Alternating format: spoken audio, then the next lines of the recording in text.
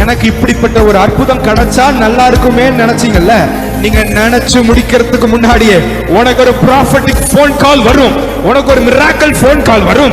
என் குடும்பத்துக்கு இப்படிப்பட்ட ஒரு அற்புதம் கிடைச்சா நல்லா இருக்குமே நினைச்சு முடிக்கிறதுக்குள்ள அந்த அற்புதம் கண்ணுக்கு முன்னாடி வந்து நிற்கும். நான் ப்ராஃபட்டிக்ல கர்த்தருடைய மனுஷனாய் கர்த்தருடைய ஜீவனை கொண்டு சொல்லுகிறேன், எந்த அற்புதத்துக்காக இவ்வளவு நாள் காத்து கொண்டிருந்தியோ உன் இருதயத்தில் நினைத்து முடிக்கும் முன்னே அந்த அற்புதத்தை கர்த்தர் கண்ணுக்கு முன்னாடி வந்து நிற்க வைப்பார். எலேசர் மனசுல நினைக்கிறாரு, என்னுடைய எஜமானுக்கு கர்த்தர் வைத்திருக்கிற அந்த பொண்ணு யாருன்னு எனக்கு எப்படி ஆண்டவர் கண்டுபிடிக்காது, எனக்கு ஒரு அடையாளத்தை மட்டும் கேட்கிறேன். அந்த பொண்ணு தண்ணி கேட்பேன், எனக்கு மட்டும் தண்ணி கொடுக்க கூடாது, என் முழு ஒட்டகத்துக்கும் தண்ணி கொடுக்கணும். நான் இதை என் இருதயத்தில் சொல்லி முடிக்கும் முன்னே ரெபெக்காள் புறப்பட்டு வந்து, மனுஷன் இருதயத்துல இப்படி கிடைச்சா நல்லா இருக்குமே அப்படின்னு நினைச்சு முடிக்கிறதுக்கு முன்னாடியே ரெபெக்காள் வந்து நிக்கிறாங்க. இங்க ஃபர்ஸ்ட் ஆப்ஷன் இல்ல, செகண்ட் ஆப்ஷன் இல்ல, தேர்ட் ஆப்ஷன் இல்ல, கொலாப்சேஷனே இல்ல.